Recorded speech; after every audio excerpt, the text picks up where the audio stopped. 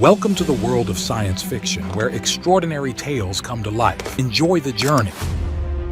The grease trap needed cleaning again. Luke Martinez scraped congealed fat from the metal grating, his movements automatic after 3 years of the same routine.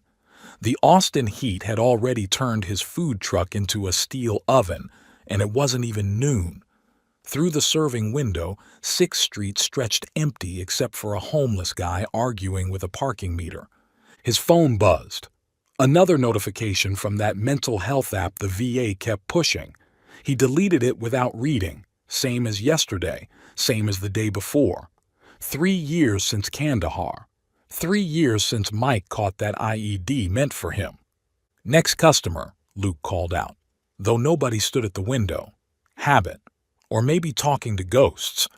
The envelope tucked above his prep station caught his eye again. IRS, final notice, respond within 10 days or face legal action. Next to it, his phone showed the latest Yelp review. Calling this food would insult actual food. How this place stays open defies both logic and health codes. 1 star, from username Taco Truth-Teller.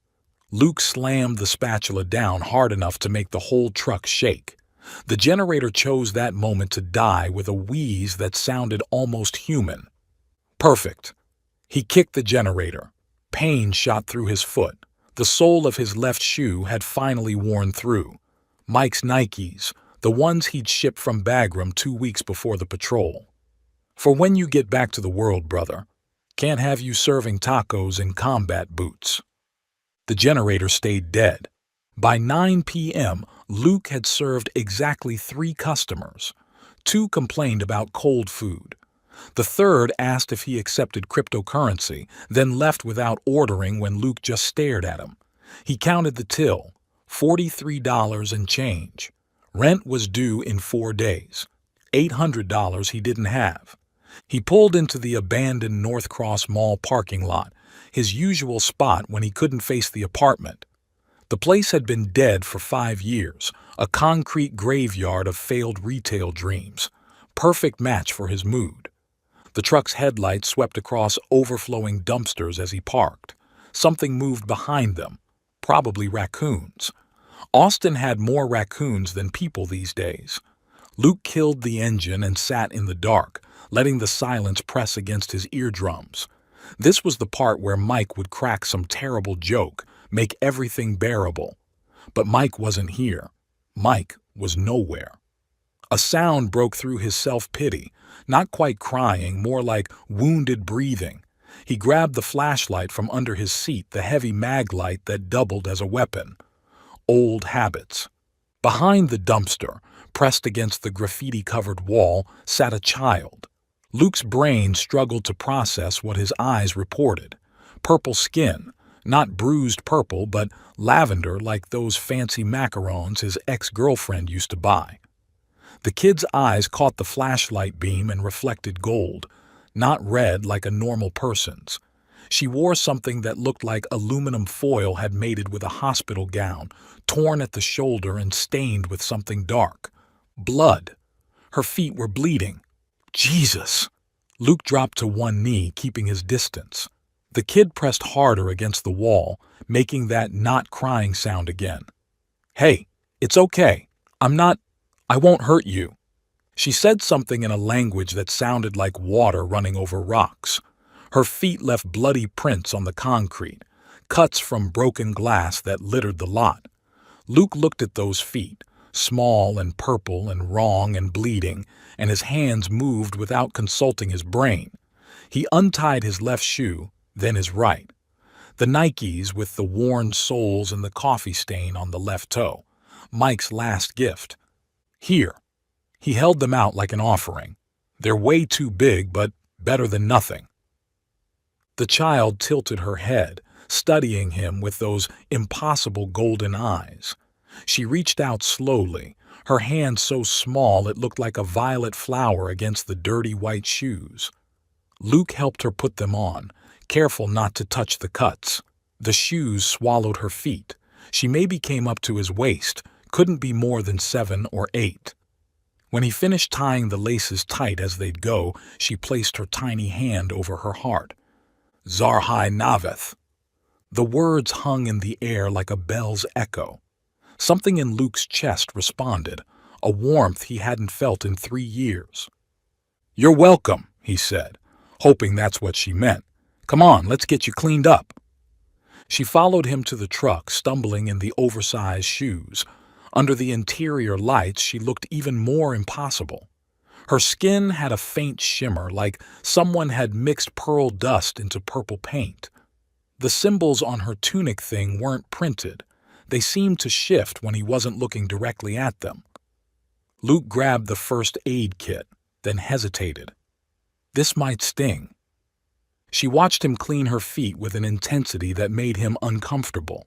No crying, no flinching, just those gold eyes tracking his every movement. When he finished bandaging the worst cuts, her stomach growled loud enough to echo in the truck. Hungry? He didn't wait for an answer, firing up the portable propane burner he'd bought when the generator first started acting up. "Hope you like tacos. It's all I got." She devoured 7 tacos in 10 minutes, eating with a desperation that made his chest tight. Purple skin or not, hungry was hungry. She licked her fingers clean, then drew something in the spilled salsa on the counter, circles within circles, connected by curved lines. "That's..." Luke studied the pattern. "Are those stars?" She met his eyes and nodded, the first human gesture she'd made. Luke's phone had no signal. The mall was a dead zone, so calling anyone would have to wait. Child services would be closed anyway. The kid yawned, swaying on the stool. "Right, okay." He ran his hand through his hair. "You can crash at my place tonight. Tomorrow we'll figure out whatever this is." His apartment sat above a mechanic's garage in East Austin, the kind of place where nobody asked questions if you paid cash on time. The kid fell asleep in the truck during the drive, curled up on the passenger seat wearing his army jacket like a blanket. Luke carried her up the stairs, amazed at how light she felt, like her bones were hollow, built for somewhere with less gravity. He put her on the couch, Mike's shoes still on her feet because taking them off felt wrong somehow. She mumbled something in that water rock language. Her hand found his, gripping with surprising strength. "Zarhai." "Yeah, kid, whatever that means." He dozed in the recliner, waking every hour to check she was still breathing. Around 3 a.m., his phone went haywire, screen flashing random colors, apps opening and closing on their own. It settled after a minute, but the battery had drained from full to 5%. The kid was sitting up, watching him. "Bad dream?" She shook her head, then pointed at his phone and made a gesture he interpreted as sorry. "You did that?" Luke kept his voice level. "How?" She shrugged, a perfectly human gesture that looked wrong on her purple shoulders. Then she lay back down, pulling the army jacket up to her chin. Dawn came gray and humid. Luke made coffee with the ancient Mr. Coffee that survived 3 apartments and 1 divorce. The kid woke when the smell hit, nose twitching like a cat's. "Coffee's probably bad for whatever you are." He poured her orange juice instead. She sniffed it suspiciously, then drained the glass in one go. While she explored the apartment, touching everything with careful fingers, Luke tried his phone. Still dead. He'd have to use the landline at the garage to call social services. The kid had found his box of Mike's stuff, the one he'd never opened. She held up a photo. Him and Mike at Fort Hood, both grinning like idiots after basic training. "That's Mike." The words came out rough. "He died." She studied the photo, then looked at Luke's feet, bare except for holy socks. She pointed at the shoes she wore, then at the photo. "Yeah, those were his." She placed the photo carefully back in the box, then did something that broke him a little. She hugged his leg, the only part of him she could reach. Her arms barely made it around his calf. The floor started vibrating, not like an earthquake, more like standing next to a massive subwoofer. Luke's coffee mug walked itself off the counter and shattered. Car alarms screamed from the street below. The kid let go of his leg and ran to the window. Luke followed. The sky was wrong. Where there should have been morning clouds hung shapes that hurt to process, organic and mechanical at once, like someone had built spaceships from giant jellyfish. Tentacle-like appendages that had to be engines pulsed with light that wasn't quite blue, wasn't quite purple. Each ship dwarfed downtown Austin's skyline. Luke counted 20, then 40, then stopped counting.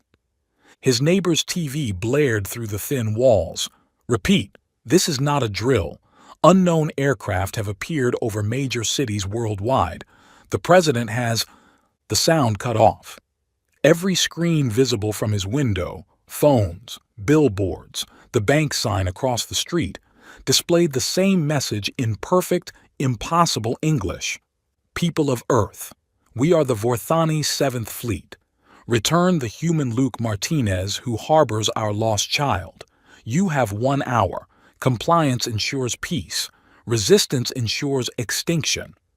Luke read his name 3 times before his brain accepted it. Oh shit. The kid, Anira, his mind supplied, though she'd never told him that, tugged his shirt. When he looked down, she'd drawn something on his palm with her finger, the same symbol from the salsa, from her tunic.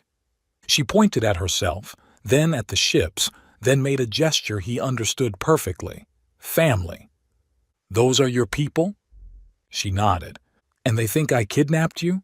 She shook her head, then placed her hand over her heart again. Zarhai Naveth. Before Luke could ask what that meant, his door exploded inward. Military personnel flooded his apartment. Full tactical gear, weapons that looked fresh from a Pentagon wet dream. They moved like water, covering every angle in seconds. Luke Martinez? The voice belonged to a man with more stars on his collar than Luke had ever seen in person. General Thompson, Joint Chiefs, son, you just became the most important human in history. Luke raised his hand slowly. I didn't. She was hurt. I just gave her my shoes. Thompson's expression cycled through several emotions before landing on exhausted. That girl upstairs? She's why we're not already space dust. And somehow, Mr. Martinez, you've been designated her guardian by about 50,000 alien warships. 50,000? That's just what we can see. Satellites show more dropping out of somewhere every minute. Thompson holstered his sidearm. So here's what's going to happen. You're going to come with us. You're going to bring the girl. And you're going to explain to the nice aliens that this is all a misunderstanding before they turn Earth into a parking lot. Anira stepped between Luke and the general, moving with a grace that belonged to something other than a child. She spoke for the first time in English, her accent like music played in minor keys. No misunderstanding. He is Zarhai, guardian until time ends. I have spoken it in the old words, cannot be undone. Thompson stared at her. You speak English. I speak all languages. I am Villani. I remember everything. She looked up at Luke with those golden eyes. Even kindness from stranger who had nothing to give but still gave everything. Luke's bare feet were cold on the cracked linoleum. Outside, the jellyfish ships pulsed with patient menace. The entire United States military waited for him to say something. I'm going to need my shoes back. Anira shook her head, pressing the oversized Nikes harder against the floor. Shoes stay with me. They are part of the bond now. Thompson's jaw worked like he was chewing glass. Miss Anira, your people are requesting Mr. Martinez. We need to move. Now. Not requesting. Anira's golden eyes darkened to amber. Demanding. But they demand wrong thing. They want their Villani back. I am no longer just theirs. Luke's brain struggled to process the last 10 minutes. Alien invasion. Check. 7-year-old alien girl who'd apparently adopted him. Check.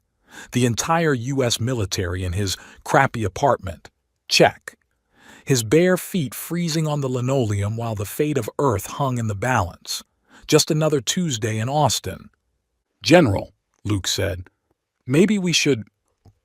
The air in his apartment rippled like summer heat off asphalt. A woman materialized next to his broken coffee maker, 7.5 feet of controlled violence wrapped in form-fitting armor that seemed to absorb light.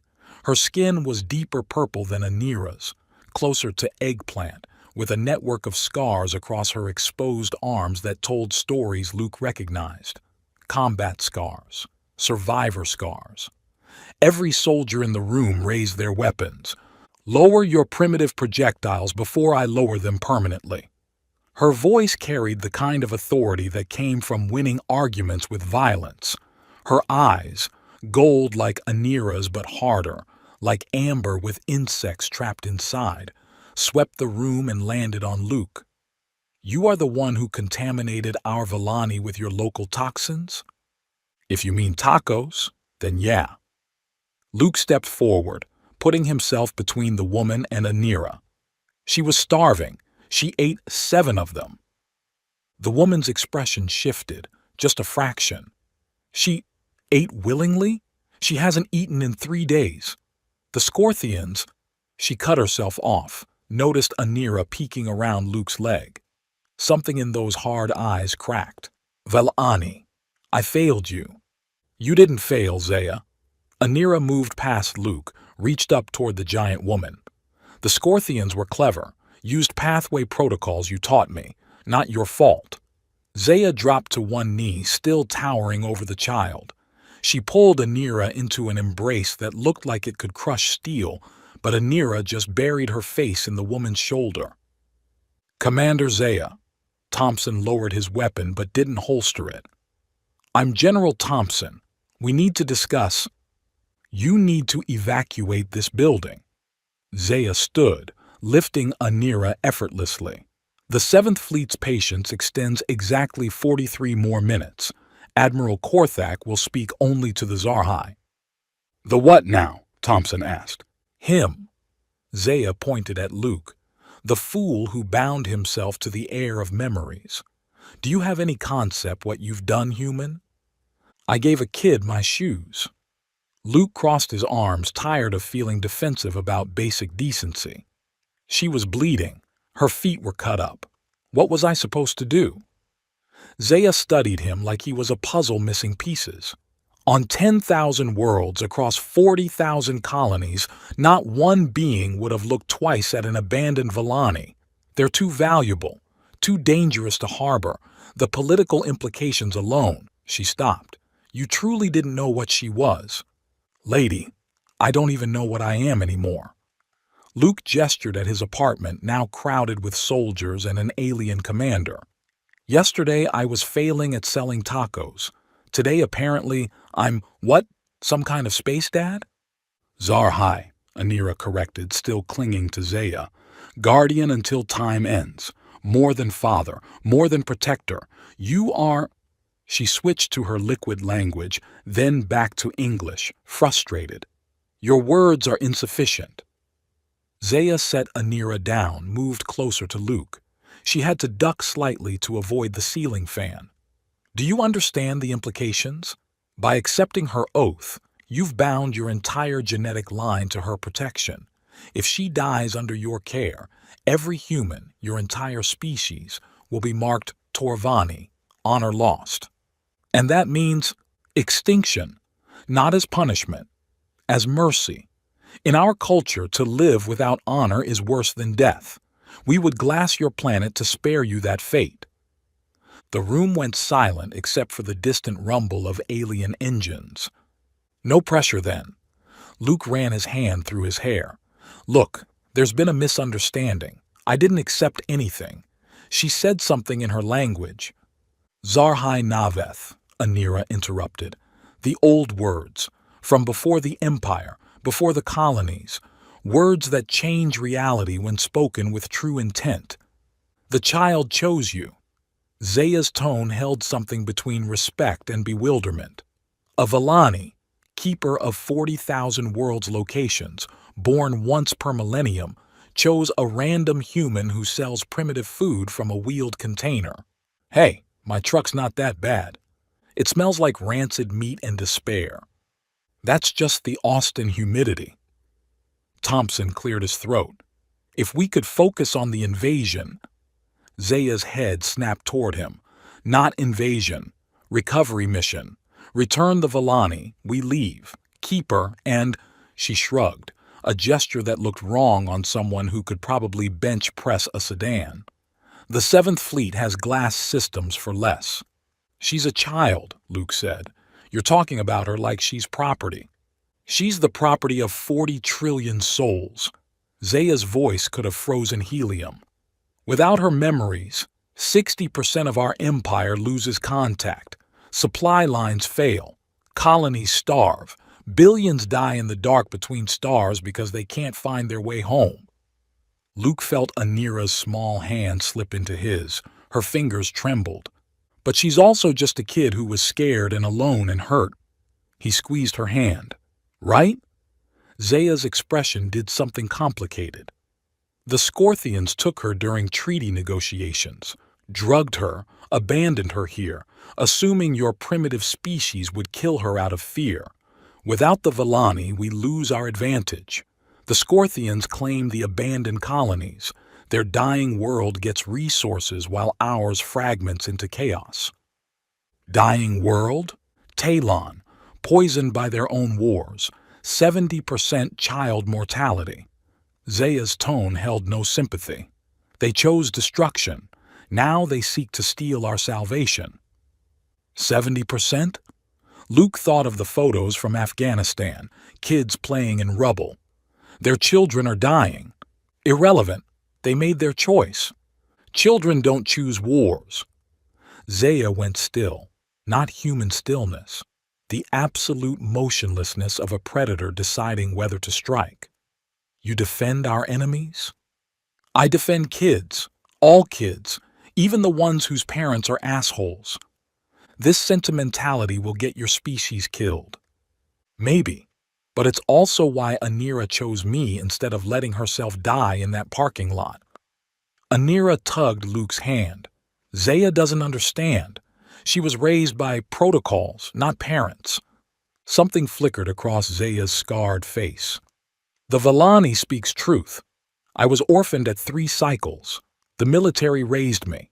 Protocols and procedures, not… She gestured vaguely at Luke and Anira's joined hands. Whatever this is, it's called giving a damn about someone other than yourself. I give a damn about 40 trillion souls. That's numbers. I'm talking about people, individual people like her. Luke nodded at Anira. When's the last time someone asked what she wants? She's 7 cycles old. I want to stay with Luke. Anira's voice carried surprising authority. The coordinates in my head won't fade. The empire won't fall. But I choose my guardian, and I choose him. Thompson's radio crackled. General, the aliens are broadcasting again. They want Martinez at these coordinates. He rattled off numbers that meant nothing to Luke. That's your food truck, Anira said. They're being polite. First contact at a neutral location. My truck's neutral. It's yours, Zaya said. Therefore, it's now sovereign territory of the Zarhai. Technically, you outrank me there. I outrank a 7-foot purple space Amazon? 7.5 feet. And yes, within those 4 walls, you speak with the authority of the Villani's guardian. Even Admiral Korthak must respect that. Luke looked around his ruined apartment at the soldiers pretending they weren't terrified, at the child whose hand hadn't left his, at the warrior woman who seemed personally offended by his existence. I'm going to need pants and shoes and maybe someone to explain what the hell I'm supposed to say to prevent our extinction. The truth, Anira said. Tell them the truth. Which is, you saw a hurt child and helped. That's all. That's everything. Zaya made a sound that might have been a laugh if laughs could cut glass. That won't satisfy the fleet. Then the fleet can go Language, Anira interrupted. I'm 7. You're an alien supercomputer who holds the fate of trillions in your head. Still 7. Still shouldn't hear human expletives. Thompson stepped forward. Mr. Martinez, we need to move. Every minute we delay, the chance of misunderstanding increases. The president is asking. The president can wait. Luke looked at Zaya. You're military. You follow orders. But you're also someone who's been watching over this kid. So tell me straight, what are we walking into? Zaya's scarred hands flexed. Admiral Korthak is my superior, Anira's biological father. He's also the hero of 17 campaigns and has never lost a negotiation or a battle. He will want his daughter back. And if I say no, then you'll negotiate with him, and he'll win. He always wins. What if I don't negotiate? What if I just tell him to take her and go? Then you break the Zarhai bond. Anira dies, not physically, but spiritually. A Valani rejected by their chosen guardian cannot survive. We've seen it happen. Zaya's voice dropped. Once. The guardian thought it was kindness to release them. The child lasted 17 days. Luke's stomach turned to ice. So I'm trapped. You trapped yourself the moment you showed kindness to something you didn't understand. Zaya moved toward the door. Welcome to the universe, Luke Martinez. It's vast, cold, and doesn't care about your good intentions. Sounds like Afghanistan, Luke muttered. Zaya stopped. You were a warrior? Marine. 3 tours. How many did you lose? Too many. Saved my life. Luke touched his bare chest where his tags should be. Died because I zigged when I should have zagged. The survivor's burden. Zaya's voice held unexpected understanding. I carry 43 names, squad members who died following my orders. How do you live with it? I protect her. She nodded at Anira. Each life saved balances one lost. Imperfect mathematics, but it allows sleep. Luke looked at the child still holding his hand. And if protecting her costs my entire world, then you'll carry 8 billion names instead of 1. Zaya opened the door. The truck, 20 minutes. Come alone except for the Valani. I thought you said 43 minutes. I lied. You have 15 now. She vanished. Not dramatically. Just there 1 second, gone the next. Thompson immediately started barking orders. Martinez needs clothes, shoes, someone get... I have clothes in the truck, Luke said, and I'm keeping these shoes. He looked down at his ridiculous holy socks. They're my lucky socks now. This isn't a joke, son. No, it's not. Luke picked up Anira, who weighed nothing, like holding a bird. It's the end of the world unless I figure out how to out-negotiate someone who's never lost. He looked at the child. Any advice? Don't negotiate. You just said he always wins negotiations. Exactly. Anira smiled, and for the first time, she looked like what she was, a scared 7-year-old trying to be brave. So don't play his game. Play yours. I don't have a game. I have a food truck and a dead generator. You have kindness. In all the galaxy, across all the species I carry in my memory, kindness is the rarest element. She touched his face with one small purple hand. That's why I chose you. Not because you gave me shoes, because you had nothing and gave anyway. Luke's throat tightened. Kid, that's not... 14 minutes, Thompson interrupted. We need to move. They descended the stairs, Anira still in Luke's arms. Outside, the jellyfish ships had descended lower, their tentacle engines creating aurora patterns in the morning sky. Every person in Austin had to be watching. Hell, every person on Earth. The convoy to his food truck consisted of 12 vehicles, sirens silent but lights flashing. They passed crowds of people standing on sidewalks, holding phones up to record the ships. Some were crying, some praying. Most just stared. They're beautiful, Luke said, surprising himself. The ships? Anira asked. The people. facing the end and still standing there, recording it for posterity that might not exist. He thought of Mike, always taking photos on patrol. Humans are idiots, but we're brave idiots. They pulled up to his truck. Someone had cleared a 3-block radius, military barriers, snipers on roofs, and in the center, his beat-up Last Chance Tacos truck with its faded paint and crooked sign. "Your chariot awaits," Thompson said dryly. Luke set Anira down, fished his keys from his pocket. The truck door creaked when he opened it. He'd been meaning to oil those hinges for 2 years. Inside, everything was exactly as he'd left it. Congealed grease, dead generator, $43 in the till. The photo of him and Mike still tucked above the prep station. "This is your kingdom?" Anira asked, climbing onto the counter. "This is my failure." Luke grabbed the spare shirt from under the sink, Marine's logo, 3 tours of sweat baked into the fabric. "But it's my failure." Light filled the truck, not harsh but warm like sunset through honey. Zaya materialized, but she wasn't alone. A figure stood beside her, and Luke's brain simply refused to process what he was seeing. Admiral Korthak stood 8 feet tall, built like someone had carved a warrior from purple granite and decided to add more warrior. Scars covered every visible inch of skin, creating patterns that looked deliberate, artistic. His eyes were gold like Anira's but ancient, holding the weight of campaigns Luke couldn't imagine. "You are the human who stole my daughter." The words hit like physical blows. Luke's knees wanted to buckle, but he locked them straight. Marines didn't kneel. "I didn't steal anyone. I found her. Helped her." "You bound her with the old words." "She bound me. I just gave her shoes." Korthak moved into the truck, having to bend nearly double. The space that felt cramped with 3 people now felt like a coffin. "Show me these shoes." Anira raised 1 foot, the Nike ridiculous on her small frame. "Mike's shoes. His battle brother who died. Luke gave me his last gift." Something shifted in Korthak's ancient eyes. "A warrior's gift." "A friend's gift," Luke corrected. "Mike would have done the same.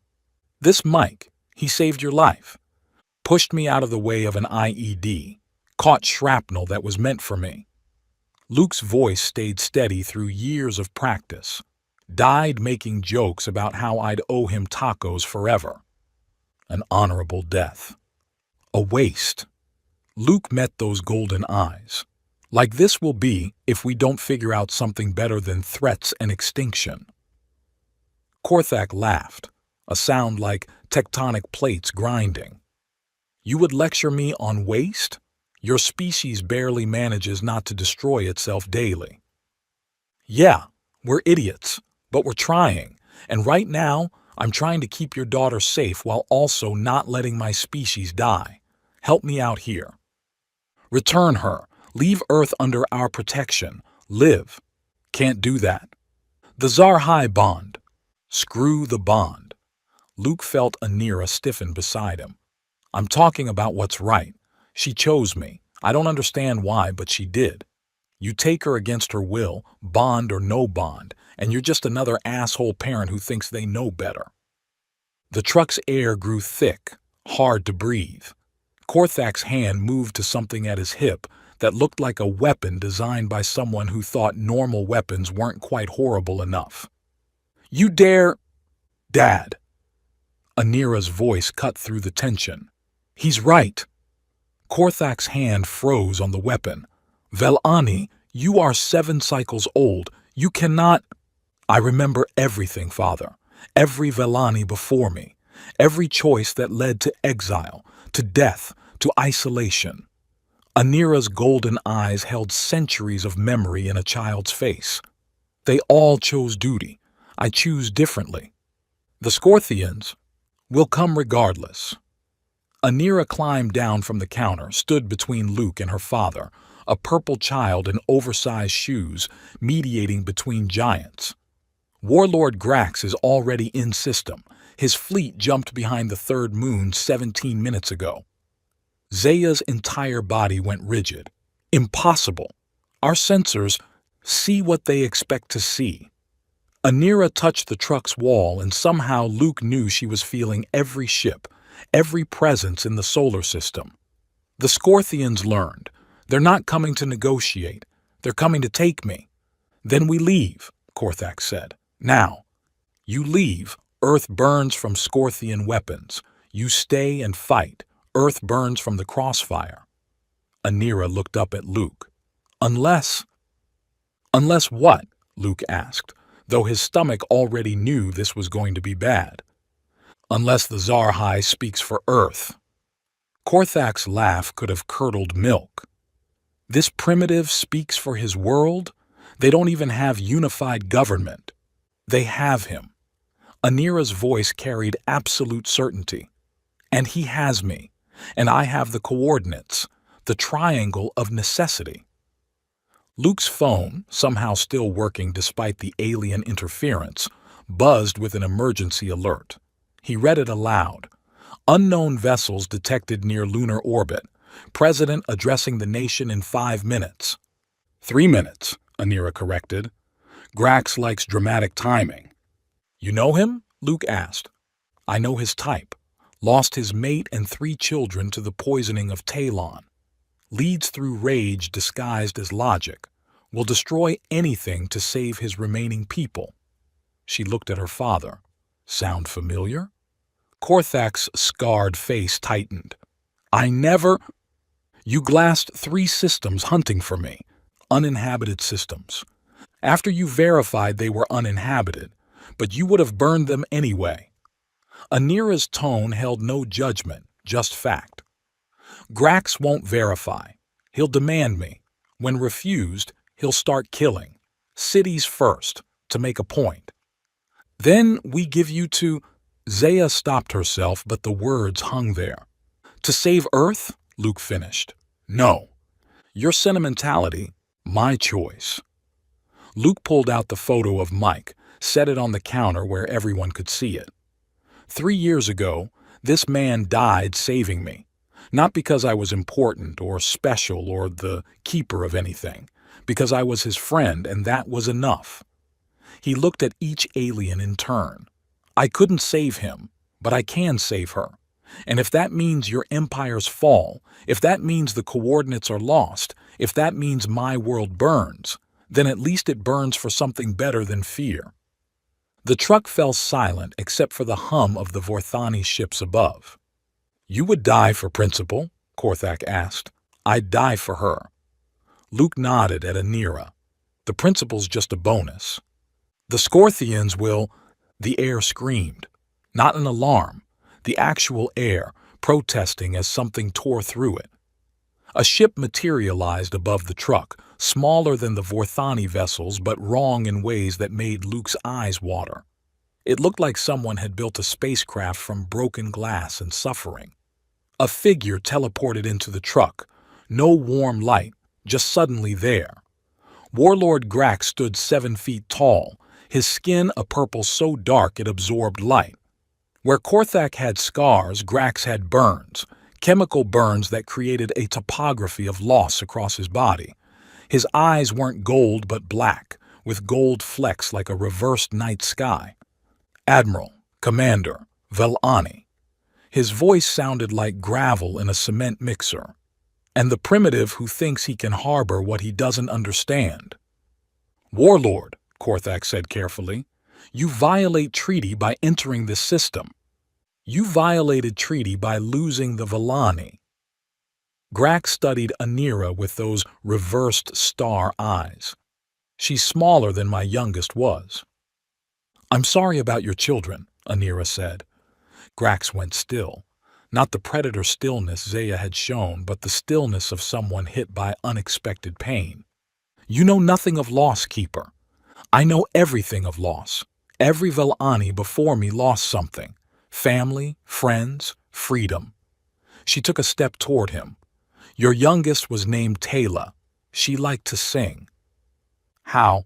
The coordinates aren't just locations. They're memories. Every world tells its story through me. Tears ran down Anira's purple cheeks. Talon sang once, before the poisoning, before the wars. I remember its song. Lies. Truth. Anira hummed something that shouldn't have been beautiful but was, notes that spoke of green skies and silver seas, of children playing in gardens that no longer existed. Grax made a sound, not quite sob, not quite roar. Give me the coordinates to the Eden worlds. Let me save what remains of my people. I can't give what I am. Anira touched her chest. They're written in my DNA, encoded in every cell. To extract them would kill me. Then you'll come with me. No, Luke said. Grax's attention snapped to him like a whip crack. You have no authority here, Primitive. Actually, I do. Luke pointed at his truck's crooked sign. You're in my truck. According to about 6 different alien laws I had explained to me very quickly, this is sovereign territory of the Zar High. You want to take her, you go through me. Gladly. Grax reached for his weapon, something that looked like it could unmake matter at the molecular level. I challenge you to Tornval. Everyone froze. Even the air seemed to pause. What did you say? Grax's voice had dropped to subsonic levels. Luke's mouth had apparently decided to continue without consulting his brain. Tornval. Ritual combat for the right to Anira. That's a thing, right? He looked at Zaya, who appeared to be having a stroke. You mentioned it. Ancient law.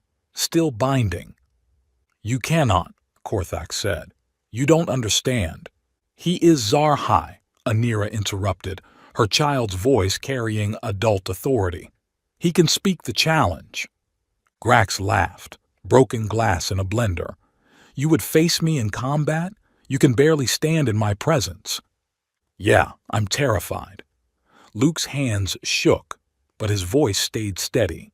But I'm still challenging you, unless you're afraid of a primitive. The insult landed like Luke had hoped.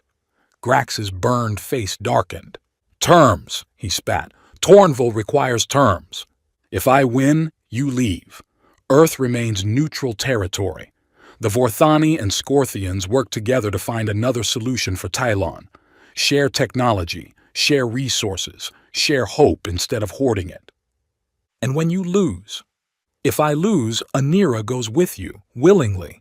She'll help find the Eden worlds for your people. No, Zaya and Korthak said simultaneously.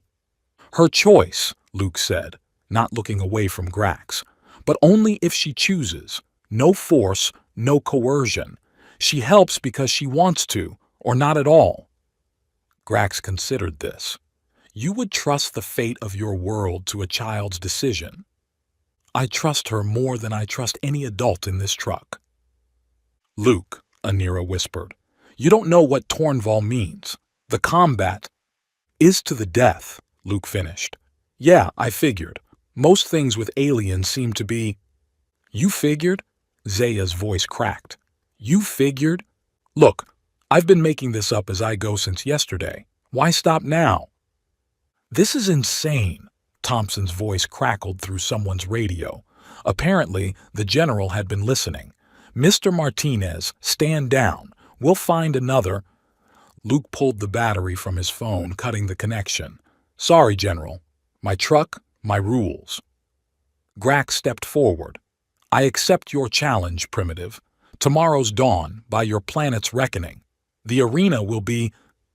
Here, Luke said. My truck, my turf. That space barely holds 4 beings. Then we'll make it work. Unless you need more room to lose. Grax's hand twitched toward his weapon again. You dare much for someone about to die. I dare much for someone with nothing left to lose and everything to protect. Luke finally looked at Anira. That okay with you, kid? She threw herself at his legs, hugging tight. You beautiful, stupid, brave human. That's the second time someone's called me that today. Because it's true. She looked up at him, golden eyes bright with tears. You know you can't win physical combat. Good thing Tornval isn't always physical. Luke glanced at Zaya. Right? Historical precedents include music, mathematics, even gardening. Zaya's mouth opened, closed, opened again. You were listening. I'm a Marine. We're dumb, not deaf. He looked back at Grax. Tomorrow's dawn. My truck. Tornval until one yields or dies. Witnessed, Korthak said formally, though he looked like he'd swallowed something rotten. The challenge is spoken and accepted. Witnessed, Zaya echoed. Witnessed, Anira whispered. Grax smiled, an expression that belonged on something that ate hope. Enjoy your last night, Primitive. Tomorrow, your world learns the price of defiance. He vanished, taking the wrongness with him. Luke's knees finally gave out. He sat hard on the floor of his truck, surrounded by aliens and the smell of old grease. That was either the bravest or stupidest thing I've ever seen, Zaya said. Can it be both? Luke's hands wouldn't stop shaking. Also, someone please tell me Tornval actually can be non-physical combat. It can, Korthak said slowly, but the challenge chooses the form, and Grax will choose something that ensures your death. Then I'll have to be creative. Luke looked at the photo of Mike. Sorry, brother. Looks like I might be seeing you sooner than planned. No. Anira's voice held iron. You'll win. Kid, I appreciate the confidence, but you'll win because you have something Grax doesn't. She smiled, and for the first time since he'd found her, she looked like she believed it. You have us. The Tornval forbids interference, Korthak warned. Not interference. Preparation. Anira looked at her father, then at Zaya. We have one night to teach him everything. Combat, law, psychology, cuisine. Cuisine, Luke asked. You're going to challenge him to a cooking battle. I'm what now? Tornval through culinary superiority. It's been done. Once. On Narrated 400 cycles ago. Anira's eyes went distant, accessing memories not her own. The challenger was expected to die. Instead, he created something that made his enemy weep from beauty. I make tacos. They're not exactly beautiful. They fed me when I was starving, Anira said simply. That's the most beautiful thing in any world. Zaya knelt beside Luke, and for once her expression held something other than disdain. You truly mean to go through with this insanity? Someone recently told me the universe is vast, cold, and doesn't care about good intentions. Luke met her gold eyes. Maybe it's time someone taught it to. She laughed, actually laughed, a sound like wind chimes in a hurricane. You're going to die tomorrow. Probably. And you're smiling. Mike always said I was an idiot. Luke stood, his legs steadier now. But he also said idiots change the world because they don't know they can't. This Mike sounds wise. He was 23 and thought mixing energy drinks with instant coffee was cuisine. Luke picked up Anira, who wrapped her arms around his neck. But yeah, he was wise about things that mattered. Korthak moved toward the door, having to contort himself to exit. One night to prepare for Tornval. Warlord Grax has never lost personal combat. Neither have I, Luke said. You've been in personal combat? Once. Bar fight in Tijuana. I threw up on the other guy's shoes and he slipped in it. Luke shrugged. Victory's victory. For the first time since appearing, Admiral Korthak smiled. It transformed his scarred face from terrifying to merely concerning. Perhaps you'll survive long enough to make this interesting. That's the plan. Well, that and not dying. The two are often mutually exclusive, Zaya said. Then I'll be the exception.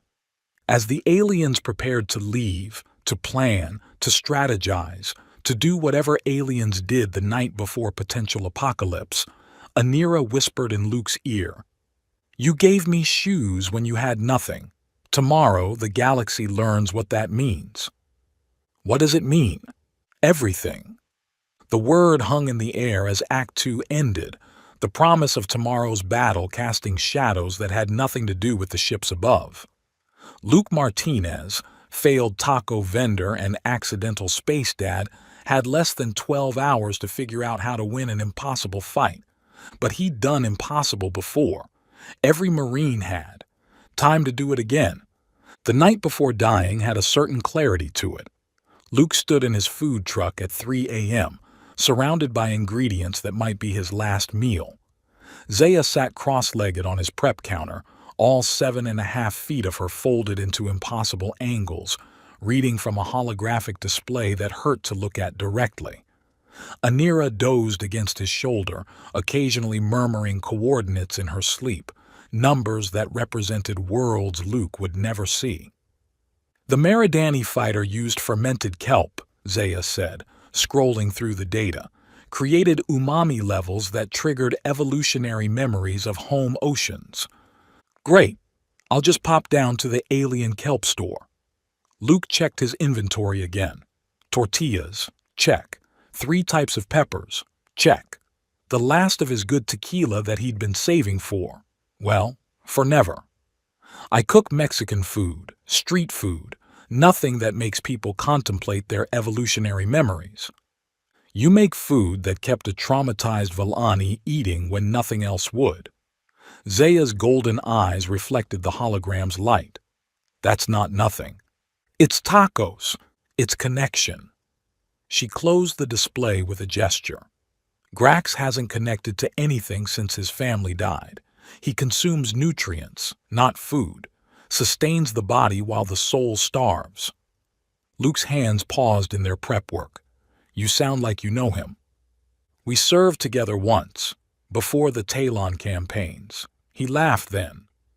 Zaya's scarred fingers traced patterns on the metal counter. His youngest daughter would climb on his shoulders during diplomatic functions. He'd pretend to be annoyed, but everyone could see his pride. What happened to them? Chemical weapons their own people deployed 50 cycles ago. Time-delayed toxins that activated when the peace accords were signed. Poetic justice, some called it.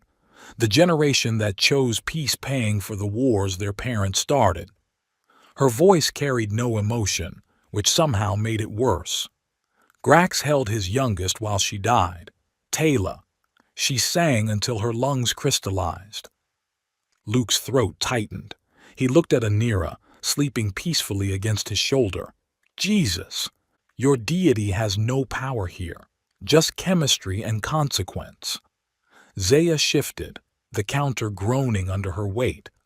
He'll kill you tomorrow, cleanly if you're lucky, but he'll kill you. Thanks for the pep talk. Unless... Luke waited, but Zaya just stared at him with those impossible eyes. Unless what? Unless you make him remember who he was before the rage. She pulled something from her armor, a small vial filled with iridescent liquid. Thraven honey, from before our worlds knew war. 1 drop makes any dish sing with memory. That's cheating.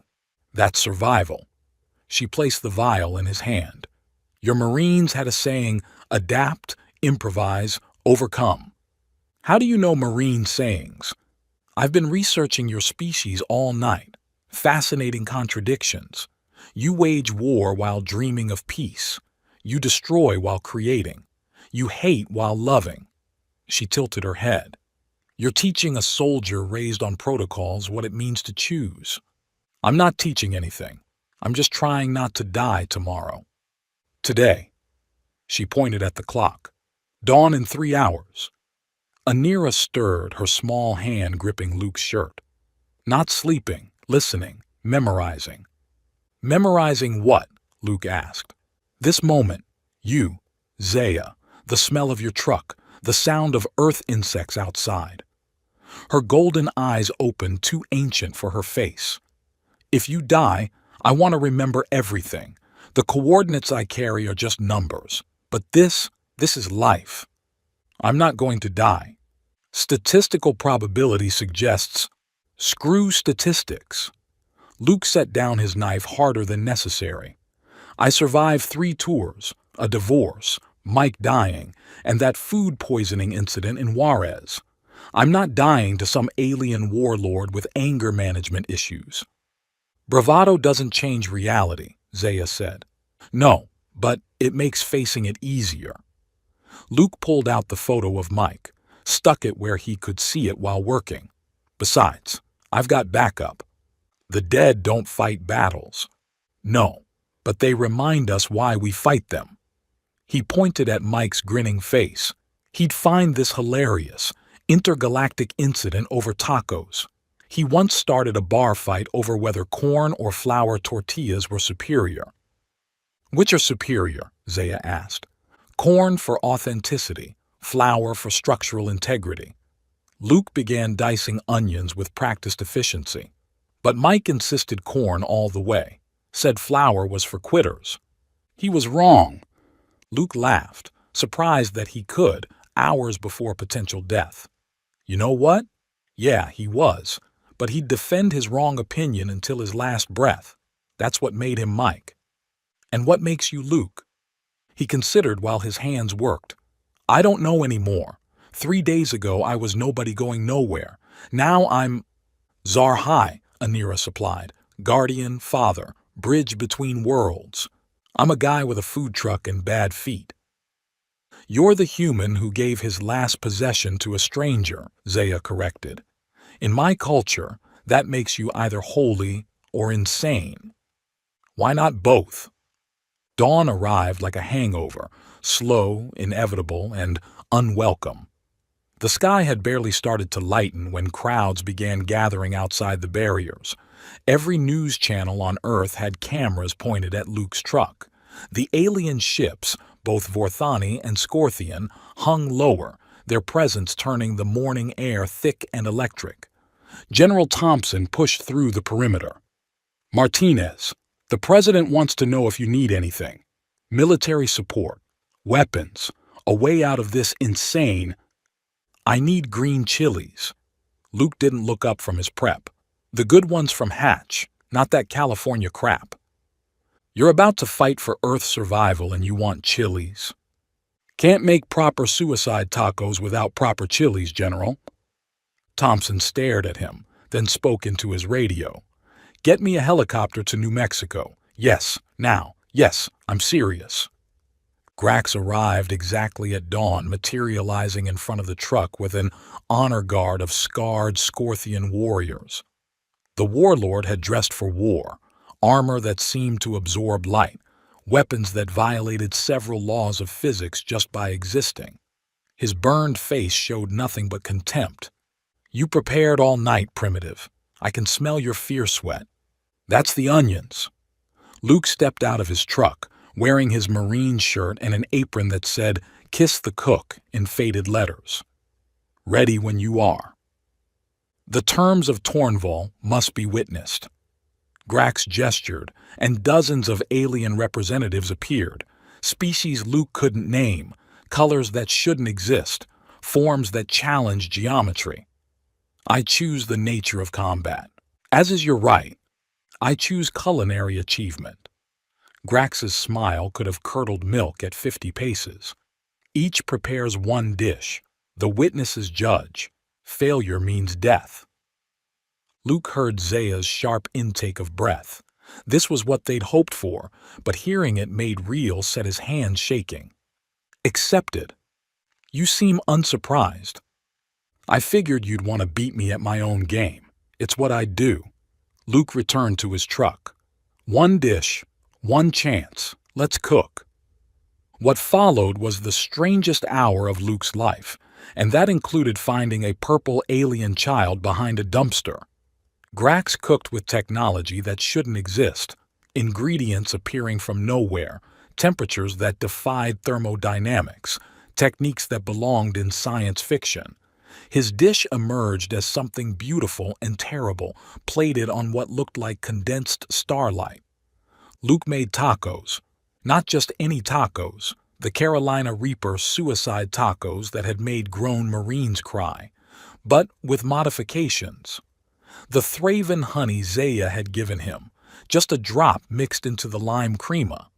Cilantro chopped with the knife Mike had given him for his birthday.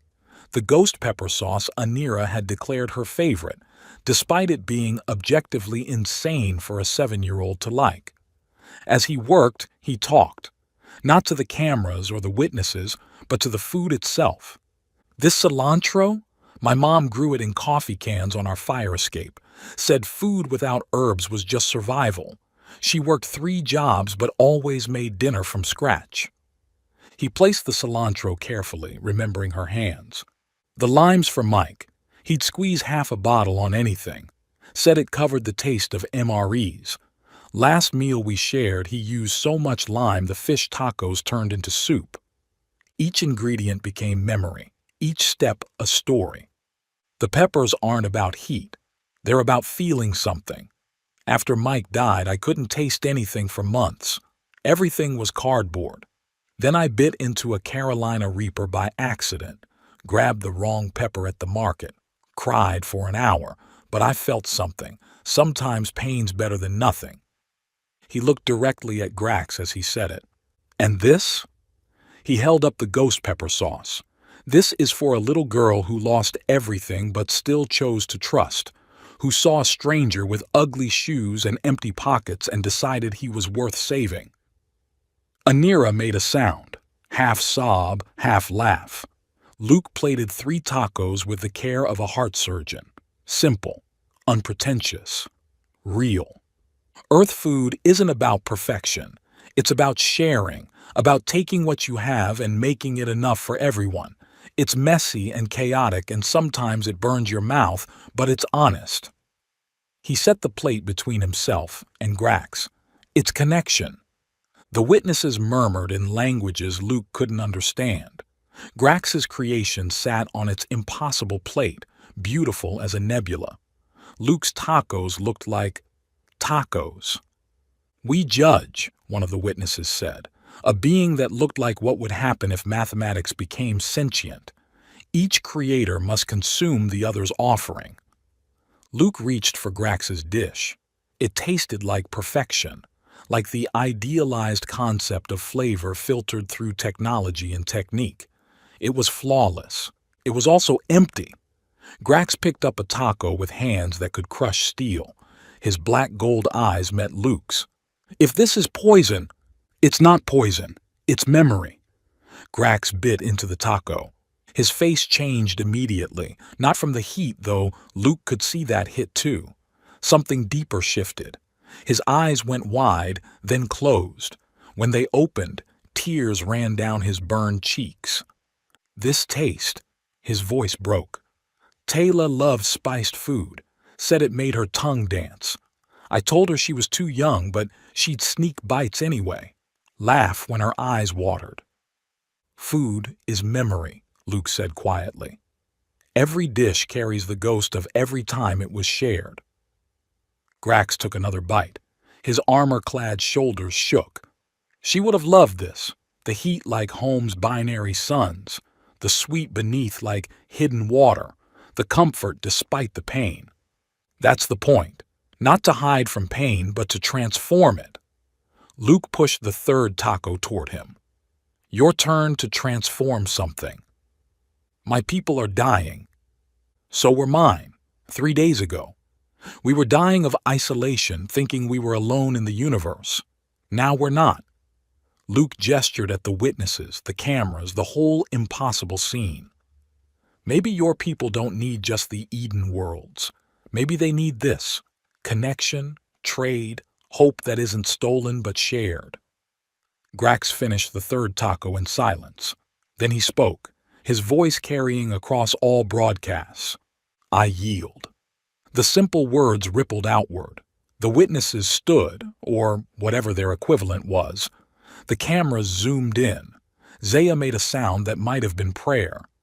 Not because I lost, Grax continued, but because winning would mean nothing. This human, this primitive, offers what my rage blindsided me to, not victory, but possibility. He turned to the witnesses. I call for the concordance of worlds. Let Earth stand as neutral ground. Let its food become our common language. Let this human's recipes be gifted freely to all who hunger. Witnessed, the mathematical being said. Witnessed, echoed dozens of impossible voices. Admiral Korthak materialized beside his daughter. The Vorthani Empire agrees. Earth will be protected, its sovereignty guaranteed. In exchange for, Luke asked, because there was always a catch. In exchange for you keeping your promise, teaching us connection. Korthak's scarred face almost smiled. Also, my daughter insists on remaining as your ward. She's not my ward. She's my kid now. Luke picked up Anira, who wrapped her arms around his neck. That okay with everyone? That's perfect, Anira whispered. The crowds erupted. The barriers fell as people flooded forward, not in panic but in celebration. Someone started playing music. Others began dancing.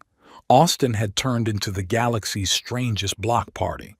So, Zaya said, appearing at Luke's elbow, you survived. Disappointed? Relieved. She pulled him into a kiss that should have been awkward. Height difference, species difference, the fact that several billion people were watching.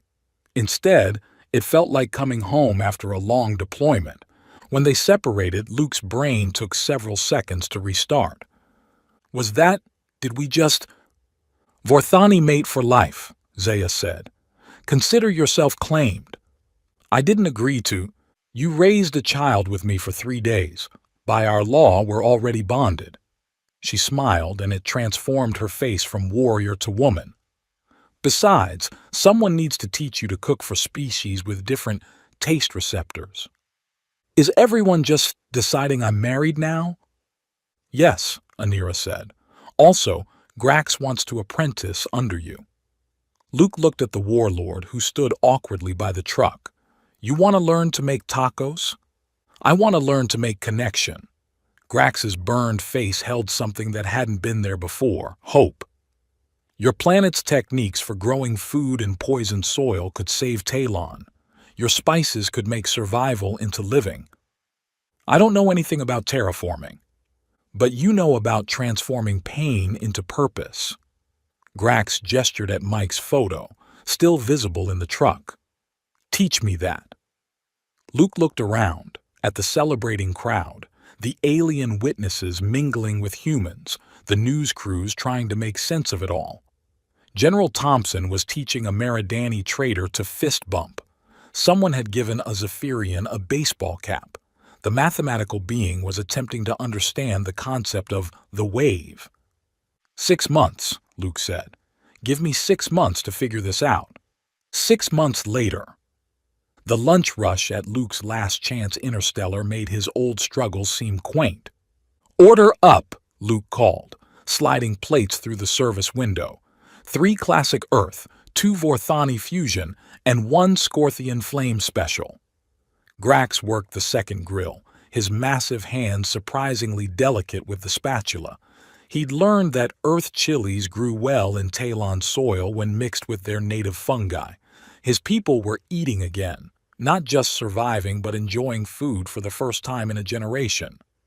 Table 12 complains the heat level is insufficient, Zaya reported, managing the front of house with military efficiency.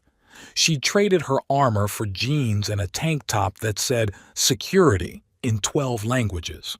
Tell them we're not responsible for species with asbestos taste buds, Luke replied. Dad, Anira called from the register, where she was teaching a young Chronari about exact change. The documentary people want to know if you'll answer more questions. Tell them I'm busy. The documentary crew had been following them for weeks, creating what they called the definitive account of Earth's first contact. Luke thought they were making a comedy. The lunch rush finally slowed around 2. Luke stepped out to breathe, finding Austin's skyline forever changed. Alien ships parked alongside buildings like architectural additions. The streets bustled with a dozen species, all heading to or from food trucks that had proliferated like mushrooms after rain. You did this, Zaya said, joining him. I made tacos. You made hope. She took his hand. They'd figured out how to make the height difference work, mostly. The Galactic Council is calling it the Taco Doctrine, using food as the basis for interspecies diplomacy. That's a terrible name. The alternatives were worse. Someone suggested the Martinez method. Absolutely not. Anira appeared between them, now wearing human clothes but keeping Mike's shoes, which she'd grown into.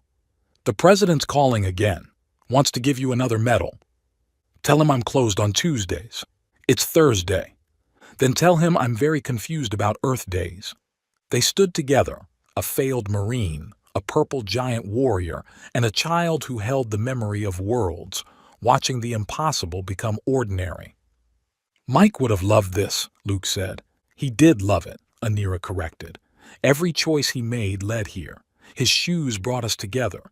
His death taught you to see beyond survival. His memory keeps you grounded when the universe tries to make you a hero. I'm not a hero. I just make really good tacos, Zaya and Anira said in unison. Luke laughed. Yeah, really, really good tacos. A Scorthian child tugged at Luke's apron, holding up currency that looked like crystallized light. Can I have what Taylor would have liked? Luke's throat tightened. Grax had been telling stories of his daughter, keeping her memory alive through food.